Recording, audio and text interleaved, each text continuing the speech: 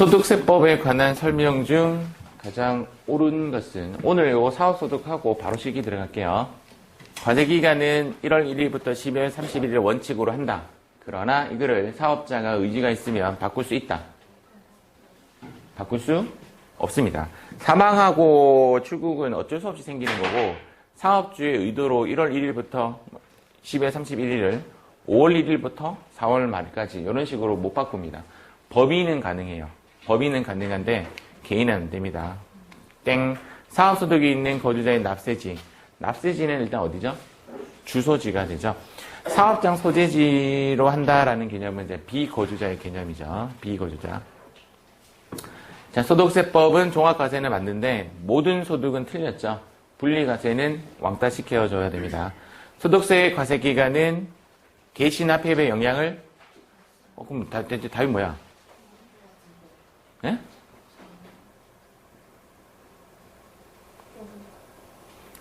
과세기간은 개시나 폐업 영향을 맞죠?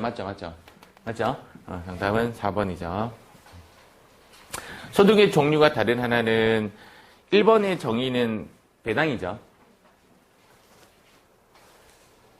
저축성 보험의 보험 차익은 이자. 그럼 일단은 두 개 중에 하나가 답인데 비영업대금의 이익은 친구한테 돈 빌리고 엄마한테 돈 빌리고 얘는 이자. 정답은 1번. 이게 이제 할인액만 나왔죠. 맞죠? 원래 책에는 채권과 증권의 이자와 할인액, 이자가 빠졌죠. 이 할인액도 이자이다. 자, 15번. 2월 결손금 몇 년간? 10년간. 딱 나오면 뭐 10년이 시험에 나온다. 이렇게 보시면 되겠네요. 1번 같은 거는 우리가 안 배운 건데요. 추계신고라는 게 뭐냐면 추측해서 신고하는 게 있습니다. 추계신고. 단순경비율, 기준경비율 추측해서 신고할 때는 2월 결손금, 과거의 결손금을 공제할 수 없다. 원칙적으로는. 이게 맞습니다. 예외 같은 게 이제 천재지변에 의해서 어쩔 수 없이 추계신고를 할 때는 2월 결손금을 허용하고 있다. 결손금은 소득세법상 사업소득, 양도소득에 대하여 인정한다. 맞겠죠. 왜냐면 필요경비가 필요한 소득이 사기양이잖아요. 기타 소득만 예외로 결손금을 인정하잖아요. 사기양이 필요경비를 인정하는 소득인데 기만 뺀 사하고 양은 결손금이 인정이 됩니다. 중소기업의 경우에는 소국공제. 저번에 어제 6월 결손금의 반대가 소국공제였죠. 배당소득의 수입시기. 일단은 요거는 따로 안 외웠고요. 일단은 법인세법에 따라 처분된 이걸 두 글자로 뭐라고 하죠? 인정배당이라고 하죠. 인정배당은 결산 확정이 맞는 말이고 해산은 해산일이 아니라 잔여재산가의 확정이 코리아나 오토 이야기하면서 했고 합병은 합병 등기일. 정답은 여기서 사실은 이제 우리가 배운 건 이렇게 배웠어요. 딱 빼고 잉여금 처분에 의한 배당은 언제다? 잉은 잉이다 이렇게 했죠. 그래서 요게 나오면서 헷갈리게 좀 만들었어요. 기명이냐 무기명이냐는 이자소득에서 우리가 약정일로 외웠던 겁니다. 자, 사업소득입니다. 공부할 때 책은 약간 펴놓으세요. 247페이지.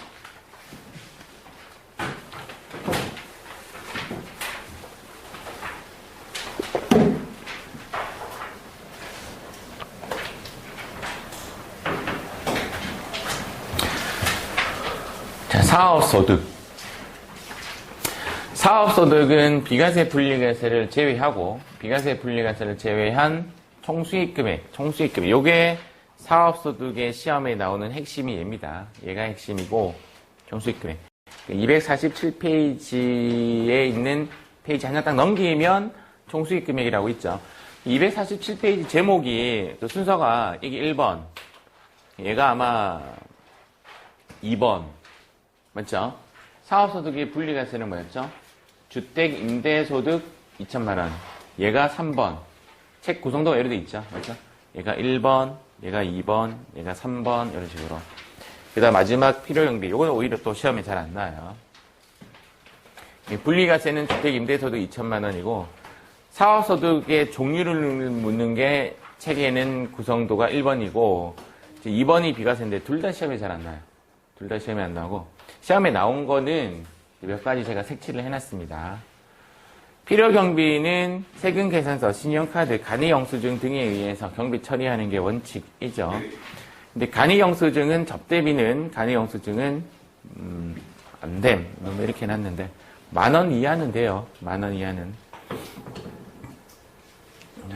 이거 좀 고칠게요. 10,000원 이하는 안 돼. 됨. 10,000원 이상은 안 됨. 이렇게 할게요. 10,000원 이상은 안 돼. 10,000원 초과, 10,000원 초과는 안 돼.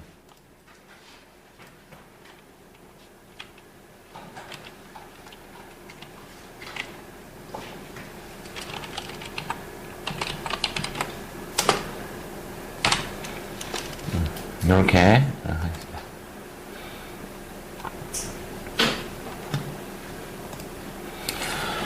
10,000원이 넘어가는 순간부터는 간이영수증은 경비 처리가 안 됩니다. 시험에 안 나요. 시험에 안 나요. 그냥 실무상 이렇게 알고 계셔라 라는 뜻입니다.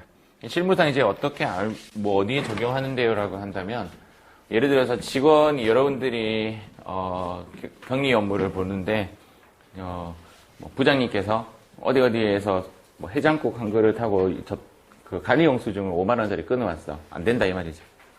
경비 처리가 안 됩니다. 아예 안 됩니다. 아예 경비 처리 자체가 안 됩니다.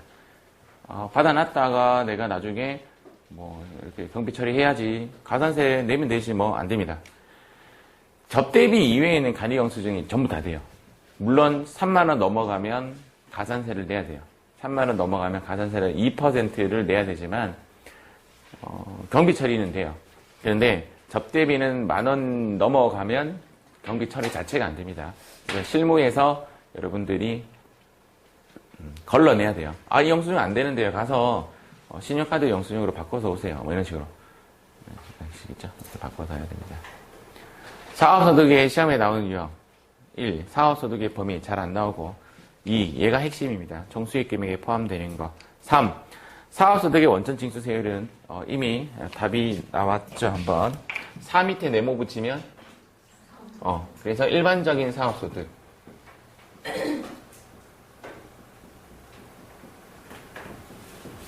일반적인 사업소득은 3%, 그 다음 봉사료는 몇 %? 요것이 답입니다. 이 두 개밖에 없어요. 두 개만 답이 된다. 그래서 일반적인 사업소득은 4 밑에 네모를 붙이면 됩니다. 4 밑에 네모를 붙이면 3%, 그 다음 봉사료는 5%. 시험에 가장 잘 나오는 게 무엇인가? 당연히 얘 잘 나오고요. 얘는 당연히 잘 나오고. 보셨죠 벌써, 맞죠? 얘도 잘 나옵니다. 총수익 금액에 포함되는 것은. 자, 사업소득의 범위. 사업소득이란 다음에 열거주의니까 다음에 업종의 사업활동에서 발생하는 소득을 말한다. 되게 거창하게 적어놨지만 시험에는 안 나와요. 그래서 이해만 하고 넘어가요. 우리가 말하는 농업 있죠, 농업. 농업이 그 사업소득입니다. 근데 농업이 사업소득인데 이렇게 되어 있어요. 거기에 이렇게 되어 있어요. 작물 재배업 중에서 곡물 및 기타 식량 작물 재배원 제외. 이 말이 무슨 말이냐면, 작물 재배업 중 곡물 이제 먹는 거를 재배하면 세금을 과세하지 않겠다는 거죠. 이거는 뭐 하냐면, 작물 재배업 중 곡물 쪽에는 권장하는 사업이다. 세금을 때리지 않겠다. 이런 이야기가 있고, 책 제일 아래 보면 비과세 항목이 있습니다. 책 제일 아래 보면. 넘기면 안 되지. 278페이지인가? 247페이지 제일 아래 보면 비과세 5번 있죠. 거기 항목에 보면 이런 말이 있어요. 식량 작물 재배업 외에는, 요거 식량 작물 먹는 거 외에, 얘 외에는 10억까지는 또 비과세예요. 그 말은 먹는 거는 무조건 비과세고, 먹는 거는 사업소득에서 제외를 하고, 먹지 않는 쪽에는 10억까지도 비과세죠. 이런 쪽이죠. 여기 곡물 및 기타 식량 작물 재배업은 과세를 하지 않고요. 작물 재배업 외에는 10억 이하는 비과세죠. 거의 세금을 때릴 생각이 없다는 뜻입니다. 그래서 10억 넘어가는 작물 재배업 외에 대해서만 과세를 한다라고 되어 있고요. 그거를 고소득 작물 재배업이라고 합니다. 시험에 안 나오니까 편하게 그냥 들으세요. 그리고 가끔씩 이제 농부라고 표현해야 하는지 모르겠지만 집 앞에 이렇게 부스를 세운다든지 또는 우체국 같은 거 조금 빌려서 부스 세워가지고 하는 것들이 있죠. 포장 단위를 하는 판매 시설을 설치하면 얘는 유통업으로 봐요. 요거는 과세를 합니다. 요거는 과세되는 사업소득이다라고 보시면 돼요. 알았어. 자, 가끔씩 반응하죠, 맞죠? 업, 광업, 제조업, 전기, 하수, 그 다음 건설, 도매 및 소매업, 운수업, 숙박, 음식점, 출판, 금융보험업, 뭐 전부 다 사업소득입니다. 13번, 부동산인데요. 여기에 이제 시험에 나온 적이 있어요. 책에 보면 이제 13번이 공익사업과 관련한 지역권 등의 대여소득이라 되어 있죠. 지역권 등의 대여소득은 제외. 그러니까 지역권 등의 대여소득은 기타소득이라고 합니다. 지역권, 지상권. 지역권이 뭐냐, 지상권이 뭐냐, 요거는 뒤에 기타소득에서 한번 배우고요. 일단 요거는 기타소득으로서 시험에 나온 적이 있습니다. 전문과학, 사업시설관리, 교육서비스. 우리 학원이죠. 16번. 보건, 예술, 여가 관련 서비스. 19번이 그 1인 사업자들 있죠. 주민등록번호로 사업자 번호로 대신하는 그런 형태가 19번이 가장 많아요. 협회 및 단체 수리 및 기타 개인 서비스. 그 다음 20번의 시험에 나온 적 있어요. 가구 내 고용활동.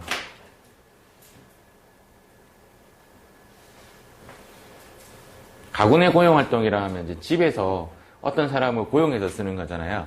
근데 집이 사업자 번호가 없죠. 그러니까 고용보험을 가입하고 이런 걸 못하는 거죠. 집에서 예를 들어서 선생님을 쓴다든지 또는 그 가사 도우미를 쓴다든지 또는 우리 큰 부잣집에는 집사들 있죠. 집사들. 그죠? 집사들. 그런 분들 쓴다든지 또는 마당을 정리하는 사람을 쓴다든지 쓴다고 하면 고용보험이 있어야 고용이라는 걸 할 건데 고용보험이 없으니까 집이라는 게 사업자 번호가 없으니까 그래서 그런 경우는 그냥 사업소득으로 가구 내 고용활동. 21번은 시험에 나온 적은 없는데 나올 것이라고 예상이 드는, 즉 과거에는 없었는데 지금 추가가 되었어요. 요거부터 설명해 드리면 이제 그 복식부기 의무자 여기까지만 먼저 보면 복식부기 의무자는 우리가 그냥 느낌상 소득이 조금 있다라고 생각하시면 돼요. 근데 사실상 기준 금액은 그룹에 따라 다르지만 7,500만 원이 그룹이에요. 기준이에요. 전년도 매출 7,500만 원. 그러면 조금 더 여러 개 생각하면 어떻게 하면 되냐면 직원 수가 3명, 4명 넘어가기 시작하면 다 복식부기 의무자예요. 혼자 하는 사람들 말고 직원 수가 3명, 4명 넘어가면 복식부기 의무자인데 그 복식부기 의무자가 무엇을 파냐면 사업용, 유형 고정자산을 양도를 하는 거. 이거는 사업소득으로 과세한다. 지금 이렇게 되어 있는데 과거에는 어떻게 됐냐면 과세하지 않았어요. 즉 사업용, 유형 고정자산의 가장 대표적인 게 뭐냐면 두 개로 따지면 차하고 미품이에요. 제가 갖고 있는 차를 매각했다. 과거에는 세금을 매기지 않았어요. 제가 갖고 있는 비품, 제가 비품 판매할 게 뭐 있겠어요. 예를 들어서 빔 프로젝터를 판다든지 또는 에어컨을 판다든지 잘 팔지 않죠. 그냥 이제 바꿀 때가 되면 이제 매각을 하겠죠. 매각할 때 내 장부가액과 그리고 시가, 판매 금액과의 차이를 과거에는 과세를 하지 않았어요. 그래서 별 걱정 없이 그냥 매각했어요. 그런데 올해부터 이제 그거에 대해서 사업소득으로 한다라고 명시가 되었어요. 그런데 사실은 건물이나 토지 같은 거는 이미 양도소득이라고 해서 이미 과세를 하고 있었어요. 사업소득이 아니라 양도소득으로. 그래서 이미 양도소득에 해당하는 경우에는 양도소득으로 그냥 놔두고 그 외에 차량 운반구나 비품 같은 과세하지 않았던 것들은 앞으로 사업소득으로 과세하겠다. 그렇게 지금 해놓은 거예요. 얘가 과거에 없었었는데 2019년도부로 얘가 이제 발생이 되었습니다. 파란색은 이제 시험에 잘 나오는 것들, 나왔던 것들. 빨간색은 나올 것 같습니다. 라고 제가 표시를 했습니다. 사업용 유형 고정자산이란 차량 운반구, 제가 아까 비품이라고 했는데 그 외에도 또 이만큼 많다 맞죠? 공익사업과 관련한 지역권, 지상권 등의 설정 대여소득은 기타소득에 해당한다. 참고예요, 참고. 그것도 법이 좀 바뀌어가지고 공익사업과 관련한 게 빠지면 올해부터 지역권 지상권은 사업소득으로 바뀌었어요. 올해부터. 근데 그게 지금 책에는 명시가 안 되어 있어요. 시험 칠 때는 너무 구분하지 마세요. 공익사업과 관련한 있니 없니 따지지 마시고 일단 지역권 지상권은 기타 소득이다라고 생각하시고요. 실제적으로 법이 개정된 거는 이렇게 여기 딱 여기 빠져버리면 얘는 사업소득이 맞아요. 그래서 얘는 이의제기할 건수가 생겨요. 과거 시험은 요 말이 빠져 있어요. 빠진 채 기타 소득, 과거에는 맞았는데 올해부터는 공익사업과 관련됐는가 안 됐는가가 핵심이 돼요. 근데 책에는 지금 명시가 안 되니까 우리 시험에는 너무 따지지 말고 지역권 지상권은 기타 소득이라고 생각하고 접근을 하세요. 일단은. 그런데 사실은 그렇다. 뭐 그런 얘기고요. 위에서 열거된 소득과 유사한 소득, 요거를 이제 뭐라고 하냐면 유형별 포괄주의다라고 합니다. 유사한, 위와 유사한 비슷한 것은 다 과세하겠다. 이거는 포괄주의를 조금 따왔다라고 표현해서 유형별 포괄주의다 이렇게 이야기합니다. 포괄주의는 법인세법의 특징이죠. 법인세 특징을 가져온 겁니다. 가져온 거. 법인세 특징, 즉 순자산 증가세를 가져왔습니다.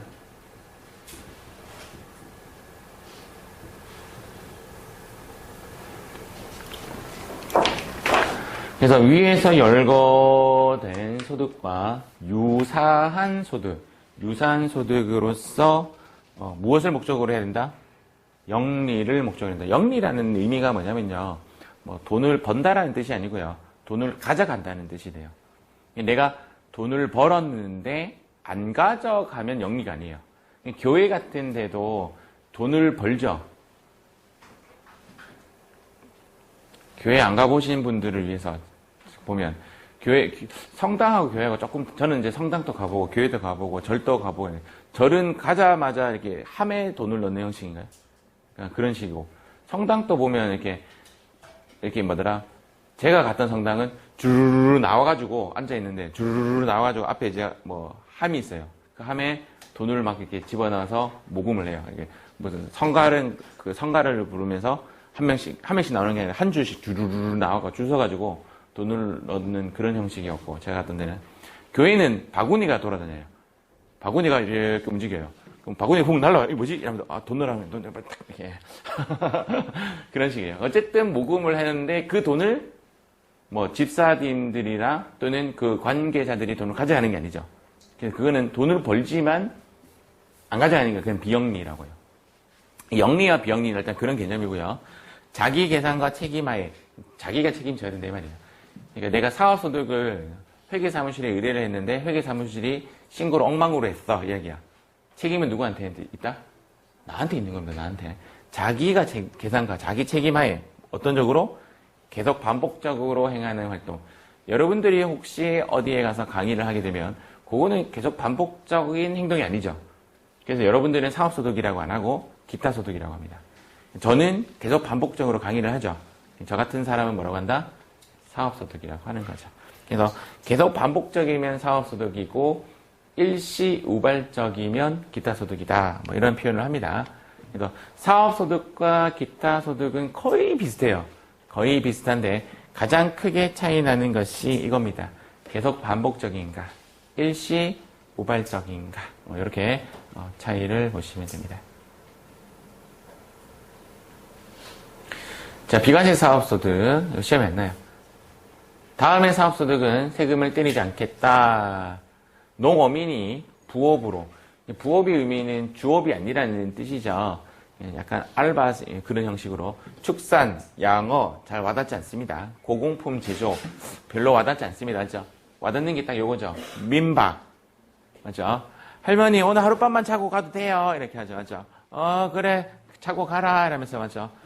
얼마 드리면 돼요? 그러니까 10만 원 줘 이러면 카드 결제할게요. 잘 가. 카드 결제 이런 거 잘 안 되고, 맞죠? 그런데 지금 세법에는 뭐라고 돼 있어요? 연 얼마까지? 그러니까 3천만 원이라는 것 자체가 사실은 좀 아이러니한 숫자예요. 근데 이게 만약에 카드 기기도 있고, 막 이렇게 뭐 정리도 하는 그런 장부도 정리하고 하면 이 사람들은 부업이 아닌 거죠. 주업인 거죠. 민박이 주업 민박이 있죠. 민박을 전문으로 하는 사람. 그 사람들을 의미하는 게 아니에요. 농어민이 하는 민박을 이야기하는 거고, 음식물 판매나 전통 차 제조 뭐 이런 것들 연 3천만 원 이하의 농가 부업 소득이 일단 과세를 하지 않습니다. 두 번째는 요거 봤는데 오바이트가 나온다. 그제 술을 드신 분이죠. 술 먹으면 다시는 내 술 먹으면 개다 이래놓고 다음에 또 월월월 그러면서 술 막 마시죠, 맞죠? 참 빨리 잊혀지는 것 중에 하나입니다. 우리 딸이 저를 진짜 이해 못하겠대. 그렇게 괴로워하면서 또 마셔? 그래서 일단 들어갑니다. 전통주 제조소득 1,200만 원. 이게 숫자 자체가 중요한 게 아니라 내용상 좀 돈 벌 목적이 아닌 것들 그렇게 생각하시면 되고, 조림기간 5년 이상 연 600만 원 이하의 나무 뭐 이런 것들. 그러니까 조림이라는 것은 내가 이제 공들여서 키운 겁니다. 우리가 공들여서 뭐 하는 뭐 키웠는데 5년 이상 키웠는데 이게 방목과 조림이 다른 얘기예요. 방목은 그냥 막 키운 거고, 조림은 내가 아껴서 키웠다. 뭐 바리케이트도 치고 약도 주고 뭐 이렇게 키워서 정말 이쁘게 키웠는데 팔 목적으로 키운 건 아닌데 어쩌다 보니 팔게 된 거죠. 연 얼마까지? 600만 원. 그러니까 돈 벌 목적이 아닌 느낌상 전부 다 뭐냐면 부업적인 그런 느낌이 드는 것들입니다. 과거에는 제가 이 숫자를 다 외워라 그랬거든요. 근데 시험에 안 나요. 농가 부업소득 뭐 연 3천만 원. 지금은 2,000쌀 안 나오는데 2,000쌀 이 책에도 나오나? 쌀은 2천만 원 뭐 이런 거. 전통주 1,200만 원, 전통주 600만 원. 이렇게. 4번 같은 경우에는 논밭을 작물 생산에 이용하게 함으로써 인하여 발생하는 소득. 근데 이게 무슨 얘기냐면 누구에게 과세하지 않는다라는 말이냐면 땅 주인에게 과세하지 않는다는 말이에요. 땅 주인이 자기 땅을 어디에 쓰는 거죠? 논밭으로 사용한다면 그거는 과세하지 않겠다. 왜? 그랬더니 논밭에 세금을 딱 과세를 때려버리면 그만큼 논밭에 대한 월세가 올라가겠죠. 누구와 그러면 그 세금을 떠안게 되느냐? 농부가 떠안게 돼요. 그러니까 나라에서 논밭에 지금 당장이라도 세금을 10만 원 더 업시키면 농부에게 월세를 10만 원 더 받아요. 그걸 뭐라고 하냐면 세금의 정가라고 합니다. 세금의 정가. 부동산이 잘 안 먹히는 것 중에 하나가 뭐냐면 뭐 보유세를 늘리든 양도세를 늘리든 때리니까 부동산은 다음 사는 사람에게 세금을 전가시켜버리는 거예요. 그러니까 다음 사는 사람들이 더 비싸게 주고 사야 되는 상황이 생기고, 그러다 보니까 그 사람이 또 더 비싸게 팔게 되는 거죠. 그래서 부동산 정책이 되게 안 잡히는 것 중에 하나가 이것 때문입니다. 세금의 전가 때문에. 그거를 지금 국가가 가장 타겟으로 지금 하고 있는 거예요. 세금의 전가를 안 일으키는, 세금적 형성격이 안 일으키려고 대출을 강화시켜버린 거죠. 그러니까 사람들이, 어떤 사람은, 돈이 있는 사람들은 타격을 안 받을 거고, 돈이 없는 사람들은 타격을 받는 거죠. 그래서 이게 세금의 전가 형식이 좀 아니니까 부동산에 이제 어떠한 영향을 미칠지는 정확하게 모르겠어요. 5번. 작물, 아까 이야기했죠? 작물 재배업 외인 경우에는 10억까지 비과세이다. 이렇게 비과세가 나열되어 있습니다. 사업소득은 이제 종류 이야기했고, 비과세 이야기했고, 분리과세는 주택 임대소득 2천만 원 이야기했고, 지금 이제 필요한 거는 총수익 금액이죠. 자, 요거는 이제 시험에 잘 나와요. 근데 이미 우리가 알고 있는 내용입니다. 알고 있는 내용. 그래서 키워드만 잡고 공부를 할게요. 자, 우리가 일단은 총수익 금액을 재무회계에서는 뭐라고 하냐면 매출액이라고 합니다. 매출액. 매출액이 총수익 금액이라고 하는데 내용상 사업수익 금액은 총수익 금액에 포함되죠. 그리고 우리가 흔히 말하는 매출 삼총사, 매출 애누리, 매출 환입, 매출 할인은 총수익 금액에서 제외시키죠. 요게 시험에 나옵니다. 요게 시험에 나옵니다. 요게 매출 내누리, 매출 환입, 매출 할인은 판매한 것으로 보지 않기 때문에 총 매출액에서 직접 차감하는 형식을 띠고 있죠. 요거를 매출 삼총사라고 저는 명합니다. 매입 삼총사는 반대 말이죠. 두 번째, 거래 상대방으로부터 받은 장려금. 요거를 좀 쉽게 이야기해서 이렇게 보시면 돼요. 내가 핸드폰 판매를 뭐 예를 든다면 프로모션이라는 게 걸려 있어서 10대를 팔면 보너스를 주는 뭐 그런 프로모션이 걸려 있었다. 그래서 제가 이번에 100대를 팔아가지고 프로모션에 10배에 대한 프로모션을 돈을 받았다. 그걸 뭐라고 하냐면 장려금이라고 표현할 수가 있죠. 그 장려금을 내가 받으면 나는 그거를 뭘로 적어야 되냐면 매출로 적어야 돼요. 수익 금액으로 잡아야 돼요. 동시에 만약에 본사에서 그런 프로모션을 했다라면 본사는 나에게 보너스를 준 거죠. 보너스를 줬기 때문에 그것을 또 필요 경비로 잡겠죠. 그래서 이거는 판매 장려금을 수령한 사람은 총수익 금액으로 잡고 판매 장려금을 지급한 사람은 필요 경비로 잡는다. 그럼 당연한 거예요. 굳이 따로 안 외우셔도 돼요. 그 다음 중요한 거는요. 여기서 이런 글자들이 중요한 게 아니라 된이 중요한 거예요. 된. 된의 반대말은 되지 않는 이겠죠. 그래서 필요 경비로서 지출이 되었어요. 필요 경비로 마이너스 처리를 했는데 그것이 다시 뭐 했냐면 돌아왔다라는 거죠. 필요 경비로서 나갔는데 다시 돌아오면 당연히 마이너스를 빼던지 또는 플러스 잡아야 되죠. 그만큼 총수익 금액으로 잡습니다. 그래서 여기서 가장 중요한 글자는 된입니다 라고 보시면 돼요. 요거. 자, 두 번째, 사업과 관련된 이렇게 돼 있죠. 자산 수증이, 다른 말로 공짜입니다. 이렇게 해석해 드릴 수가 있겠네요. 어느 모의사가 있었는데 모의사가 너무 사람을 잘 고치는 명의인 거야. 명의. 그래서 엄청난 부자가 죽을 병에 걸렸는데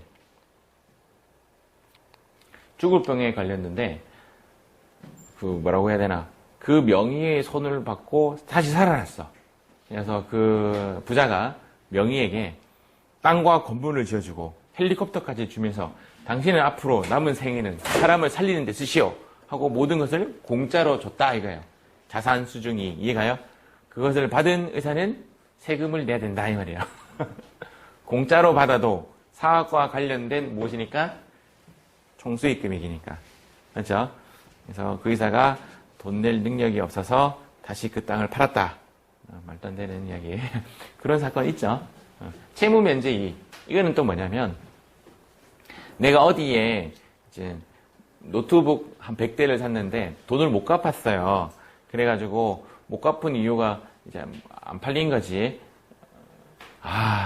이거 사례 들면 알겠다. 실제로 그렇게 됐는지 안 됐는지 모르겠지만 그 이상민이죠, 이상민.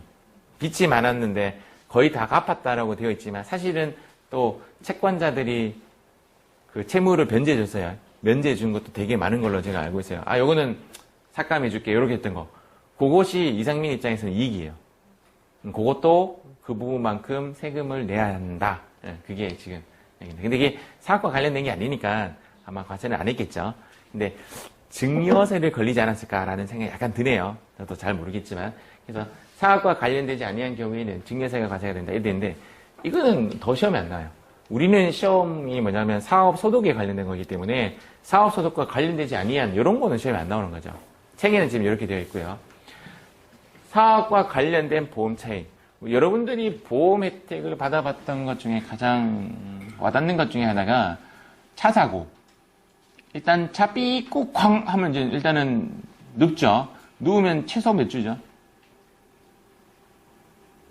2주. 이제 선민 씨가 경험 있나 보네. 최소 2주. 맞죠? 그러면서 이제 우리 고민하죠. 합의할까 말까? 친구들한테 막 물어보면, 야, 끝까지 합의하지 마. 합의하지 마. 하지만 사실은 2주를 누워있는다는 게 얼마나 힘든 일인데요. 맞죠? 또 2주 동안 누우면서 언제 보험회사 직원이 와서 나한테 합의 안 해주나 계속 상상하죠. 그러다가 딱 적절할 때 딱 나타나면 합의하고 딱 끝내죠. 하죠. 그때 딱 받았을 때 그거를 뭐라고 하냐면 보험 차익이라고 합니다. 근데 보험 차익은 여러분들이 받는 보험 차익은 다 사업과 관련된 게 아니죠. 사업과 관련되지 아니한 보험 차익은 과세를 하지 않습니다. 근데 사업과 관련된 보험 차익, 그 차바 아시죠? 차바. 우리 울산에 떨어졌던 태풍. 그때 많은 기계장치와 차량 운반구들이 날아갔어요. 그때 날아가고 뭐 집도 떠내려가고 막 그랬죠.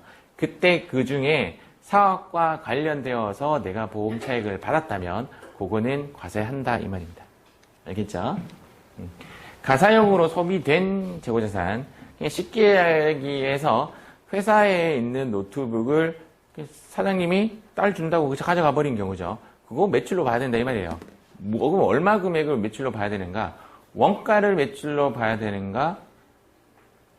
시가를 매출로 봐야 되는가? 정답은 시가를 총수익 금액에 산입하고 시가를 총수익 금액에 산입하고 그 재고자산이라는 뜻이에요. 동이랑 똑같은 재고자산의 무엇은? 원가는 매출 원가로 필요경비에 산입을 한다. 요것도 시험에 나온 적이 있다. 자, 요 부분, 요거는 시험에 안 나왔어요. 요거는 안 나왔는데, 뭐 증여세인가, 과세하냐, 아니냐, 이건 안 나왔는데, 요거는 나온 적이 있습니다. 요거는 시험에 나온 적이 있고, 여기는 된이 아니라 되지 않은으로 장난치면서 시험에 나온 적이 있습니다. 중요한 거는, 이제 여기에 중요한 겁니다. 된. 아시겠죠? 된. 여기는 시가, 여기는 원가. 중요하다라고 보시면 돼요. 아까 이야기했죠. 사업용 유형 고정자산을 매각하는 경우에는 당연히 매각가액을 매출로 보고 그 장부가액은 필요경비로 본다라고 보시면 돼요.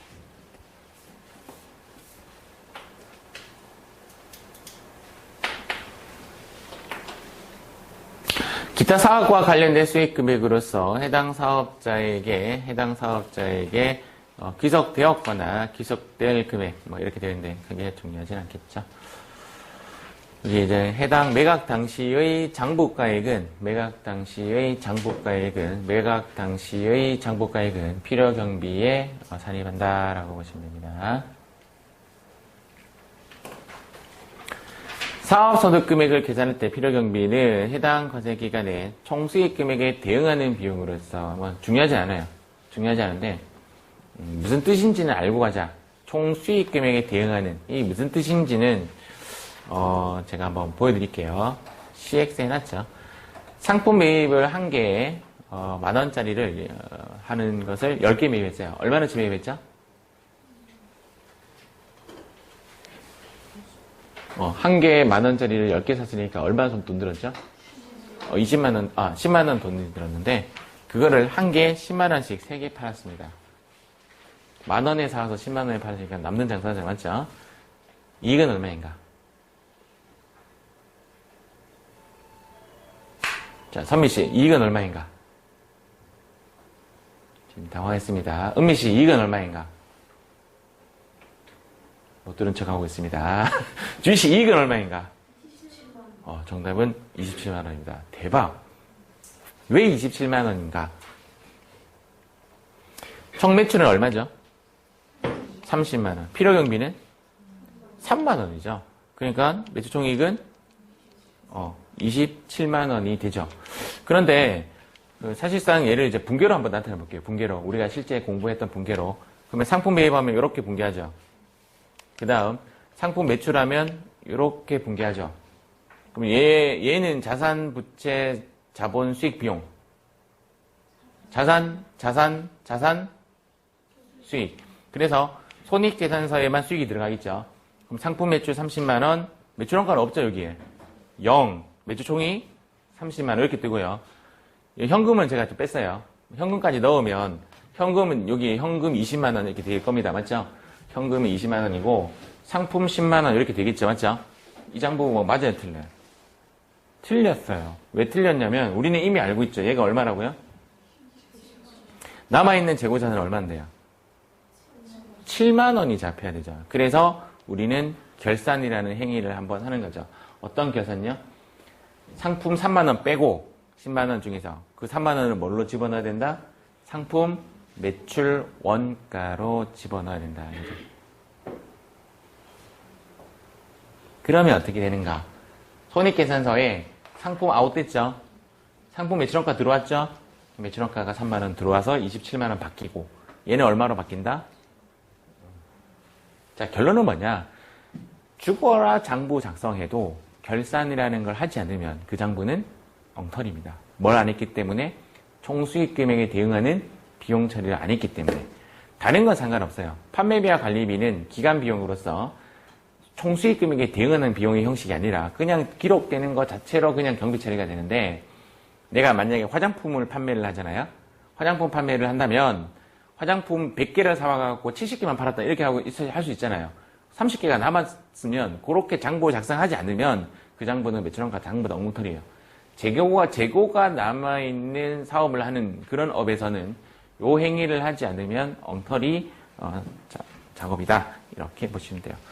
특히 뭐 내가 슈퍼마켓을 한다든지 또는 뭐 어쨌든 노트북을 판매를 한다든지 재고가 남아있는 거는 재고를 이렇게 남겨주고 나갔던 부분에 대해서 총수익 금액에 대응하는 매출원가를 잡아주어야 한다 이렇게 되어 있습니다. 사업소득의 과세 방법은 1. 원천징수. 원래 원천징수를 하지 않는 게 원칙이에요. 왜? 사업소득자는 자기 계산하에 자기 책임하에 작업을 하도록 되어 있단 말이에요. 그래서 사업소득자는 서로 신고하는 능력이 있는 것으로 보아서 원천징수하지 않는 것이 원칙이에요. 즉 사업자 등록증을 제시하고 거래가 일어나면 얘는 원천징수하지 않는 게 원칙이에요. 그러나 일부 의료보건 영역이나 부가가치세 면세 대상, 그러니까 이게 대부분의 어떤 사람들이냐면 사업자 번호가 없는 사람들이에요. 사업자 번호가 있다 하더라도 사업자 번호로 거래를 안 한 사람들이에요. 제가 뭐라고 표현했냐면 일반적인 사업소득이라고 표현하고 시험에도 이렇게 나와요. 일반적인 사업소득은 몇 프로? 3%. 그래서 의료보건 부가세 면세 대상 이까지 이걸 외우실 필요 없어요. 그냥 일반적인 사업소득은 몇 프로? 3%. 봉사료는 이제 어떤 케이스냐면 이제 커피숍에 갔더니 이제 보통 호텔 커피숍에 같은 데는 이제 봉사료가 붙어 나오죠. 호텔 커피숍에 갔더니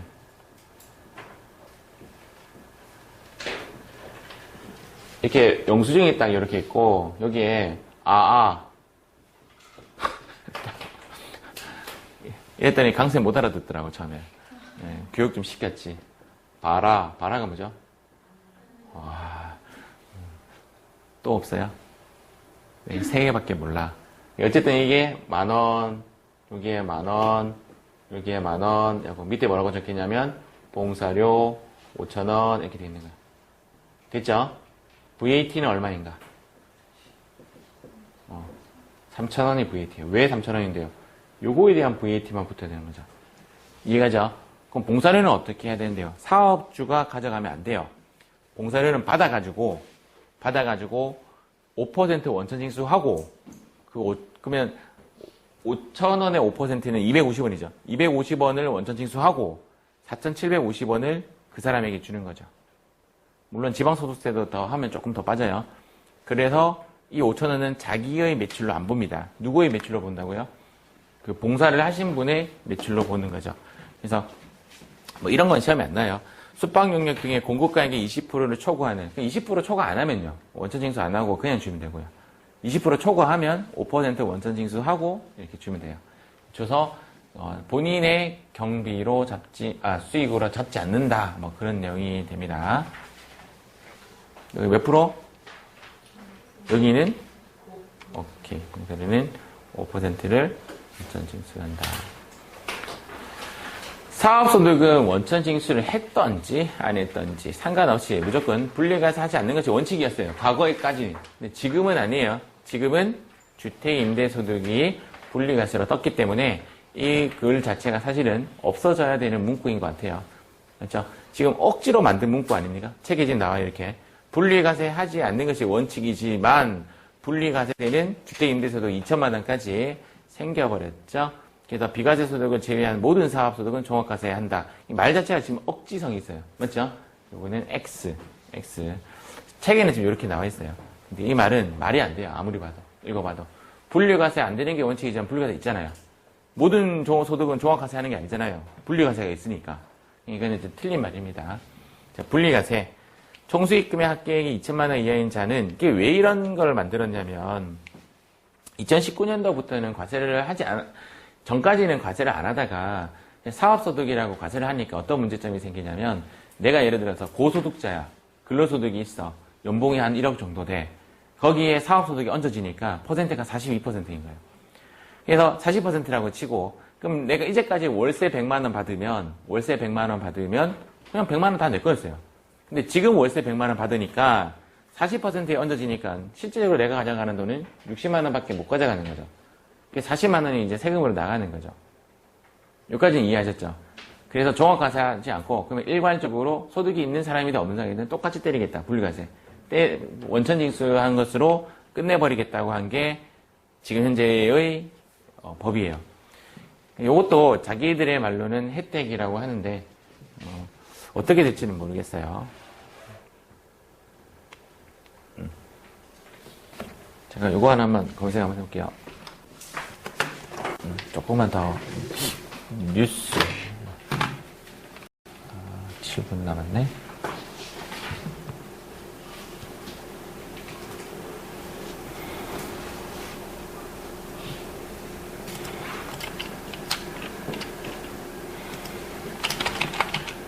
여기 이제 좀 이슈가 되었기 때문에 이건 조금 한번 보고 가면 좋을 것 같아요.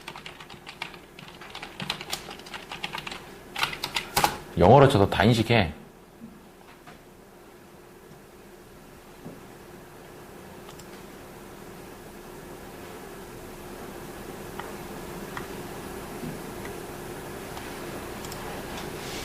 전에 한번 본 게 있는데.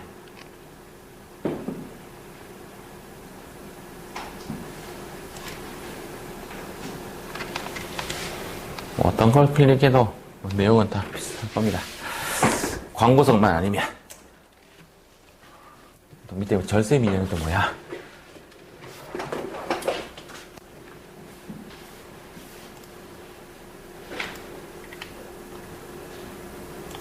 오늘은 비과세 주택임대소득에 대해서 한번 알아보도록 하겠습니다. 주택을 이제 임대해서 받는 소득은 대부분 신고 대상이 아니라고 생각을 하시는 분들이 많으신 것 같아요.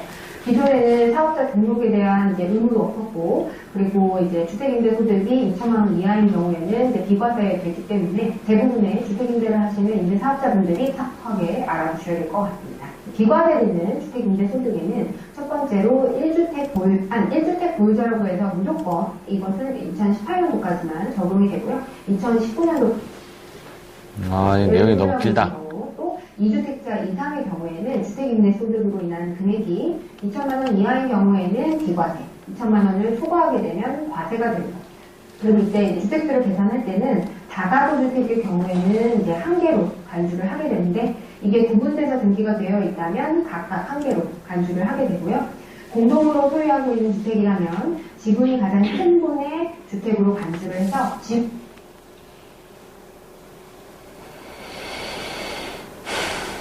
2020년도랑 2021년도도 이 법이 또 바뀐다는 소식이 있어요.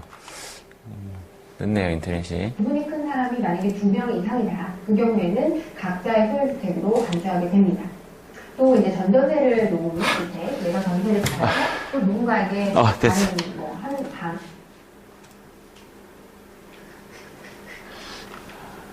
본인은 되게 싫어하겠다, 이런 얼굴.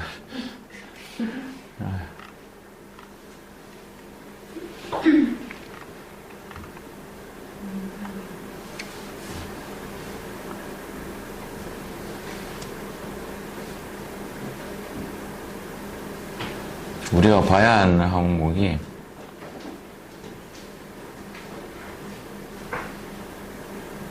테이블로 나오면 참 좋겠는데 없네요. 일단 이 정도만큼 알고 우리 머릿속에는 일단은 주택임대소득 2천만 원까지 분리과세한다 이 정도만. 이게 이제 점점 심해져요. 이제부터. 그래서 이제 시험이 따라오지 못할 만큼 변할 거예요. 이게 변해가지고 당장은 안 나올 것 같은데 일단은 분리과세 있다. 이 정도만 알고 가겠습니다. 정리하겠습니다. 사업소득의 범위 잘 나오지 않는데 가구 내 고용활동이나 복식부기 의무자의 사업용 이용 고정자산 양도 요거 사업소득의 범위에 중요한 거 총수익 금액에 포함되는 거에 매출 3총사 제외시켰죠? 된된된된된된된 하는 거 기억나죠?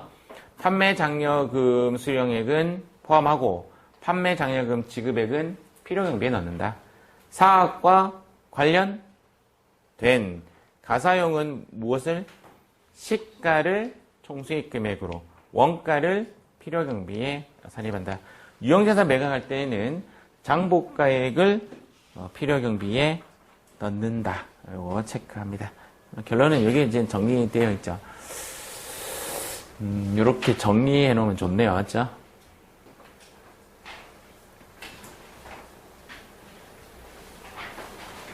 자, 두 번째 정리. 사업소득의 원천징수 세율. 일반적으로는 인적용역은 몇 퍼센트? 3%. 공사료는 9%. 요거. 책에 나오지 않는 중요한 내용. 이것도 시험에 나와요. 소득세에서 필요경비를 인정하지 못하는 거. 제가 저희 학원에서 돈을 가져갈 때 그냥 통장에 있는 돈 막 빼가는 게 아니라 저도 월급이라는 형태를 띄고 월급만 딱 가져가요. 그러나 그거는 사업주의 월급은 필요경비로 인정받지 못합니다. 왜냐면 내 월급을 필요경비로 잡으면 다시 그 필요경비가 다시 수입으로 또 잡히죠. 제 수입을 잡힐 거 아니에요. 이런 절차를 없애버리는 거죠. 이런 거 없애버리고 그러나 사업주 가족의 월급은 경비 인정 받아요. 당연한 거예요. 당연한 거고 사업주의 월급하고 또 고민할 게 법인의 사업주 월급은 또 인정이 돼요. 왜냐하면 법인하고 법인의 사업주하고는 달라요. 주체가 다르기 때문에 그거는 경비 인정 받습니다. 사업주의 건강보험은 필요경비로 인정을 받고 사업주의 국민연금은 소득공제로 인정받습니다. 이 말은 지금은 잘 이해를 못할 것 같은데 나중에 연말정산 우리 공부를 할 때 이 부분이 조금 이해가 갈 겁니다. 그래서 요거는 경비에 체크하고 소득공제에 체크하시면 됩니다. 소득세하고 지방소득하고 시험이 잘 나요. 별표.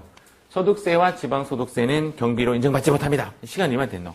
사업과 관련되지 않은 비용. 사업과 관련되지 않은 비용도 당연히 경비로 인정받지 못합니다. 요거 좀 쉬었다가 뒤에 문제도 한번 풀어봅시다. 쉬었다가 들어갈게요. 자, 책에 나오지 않는 중요한 내용. 사업주 월급은 필요경비 인정받지 못합니다. 사업주 가족의 월급은 경비 인정을 받고 법인에서도 사업주의 월급도 이때는 받습니다. 소득세는 경비 인정을 받지 못해요. 소득세, 지방소득세. 요거는 세금이 산출된 이후에 나오는 자료이기 때문에 얘가 경비 인정이 되면 다시 세금 산출이 다시 돼야 돼요. 이게 무한 로테이션이 돼요. 이게 말이 안 되는 거고. 사업과 관련되지 않는 비용은 회사에서 사업주의 집에 사용하는 물건을 샀다든지 이런 거. 또는 투자 부동산 있죠. 투자 부동산에 사용됐던 모든 경비들. 예를 들어서 투자를 목적으로 건물을 구입하였는데 그 건물을 관리하는 데 들어갔던 관리비용, 전기요금 이런 것들은 전부 다 불인정 받아요. 왜냐하면 그건 사업과 관련되지 않은 비용으로 봐요. 그 다음 만원 초과 접대비를 적격 증비액으로 하지 않는 경우 아까 설명해 드렸죠. 만원 초과는 무조건 신용카드나 현금 영수증 등 세금 계산서를 써야 된다. 그 다음 가산세 있죠. 가산세. 벌금 형식에 있는 벌과금. 가장 대표적으로 이제 많이 알려진 것 중에 하나가 카메라 딱지. 카메라 이거 찍히는 거 있죠. 카메라 찍히는 거. 그거랑 주차 위반. 주차 위반 한번 당해봤어요? 진짜 요 앞에 요 위에 4층인가 5층인가 사무실에 차 딱 떼놓고 후다다다닥 이거 차가 없더라고. 아무리 찾아도 내 차가 없어. 내가 이 차를 주차 잘못했나 했더니 나중에 보니까 내가 주차했던 자리에 종이가 딱 붙어 있어요. 당신의 차는 사라졌습니다. 그 차를 가지러 가잖아요. 그럼 벌금 내고 주차요금 내고. 그리고 나서 다음부터 이제 주차할 때는 웬만하면 이제, 주차사 지역에. 한 번 타면 다. 근데 그러니까 들은 바로는 이제 딱 끌려가는 걸 보고 내 차! 외쳐도 안 된다 그러더라고. 딱 들리면 끝이에요. 들리면 이제 무조건 간대. 무조건 간대. 걸면 끝이야. 걸면 끝이야. 그거랑 또, 속도 위반. 저는 속도 위반 2번 걸려봤나? 2번. 하나 딱 기억나는 게 뭐냐면, 경주에서 울산 오는 그 7번 국도였는데, 진짜 직진 코스였어요. 다 직진 코스. 그리고 내가 유난히 빨리 달린 것도 아니고, 다 같이 달렸어. 근데 그 카메라가 이렇게 딱 해서 있었던 거야. 팍 찍혔어. 찍히면서 나도 생각한 게, 거기 내 앞뒤 차 전부 다 걸렸네. 다 걸렸어. 다 찍힌 거예요. 그냥 다다다다 찍힌. 그거 하나 걸렸고, 또 하나는, 여기도 걸렸네. 여기. 학교 앞에 있죠. 여기. H병원 가다가 오른쪽 위로 학교 있잖아요. 중구청 가는 길 있잖아요. 그래서 중구청 가는 길. 올라가면 학교 있잖아요. 올라가는 길 말고 내려오는 길. 걸렸어요. 50km인가 30km인가가 뭐 제한 속도인데 내가 60인가 달렸어. 수업이 늦어가지고 우욱 달리고 내려왔거든. 바로 탁 찍혔어. 그게 좀 셌던 것 같은데. 그게 왜냐면 또 애들 그 뭐라고 해야 되노? 어린이 그것 때문에 아이고 이러면서 그런 벌금 당하면 진짜 아깝습니다. 하수구에 돈 빠진 거랑 똑같아요. 잠이 안 와. 하여튼 그거 경비 처리 안 됩니다. 자, 소득세법상 분리과세하지 않는 소득. 정답은 없습니다. 이때는 4번이 답이었어요. 그래서 없다라는 걸 제가 강조해 드리는 거예요. 사업소득의 필요경비를 인정받지 못하는 건 금방 한 거. 4번이죠. 소득세, 지방소득세. 소득세법상 분리과세 제도가 있지 않는 소득에 해당하는 것은 없습니다. 이때는 답은 2번이었는데 이제 답은 없었다고. 이해가죠? 없는 거 꺼내놨습니다.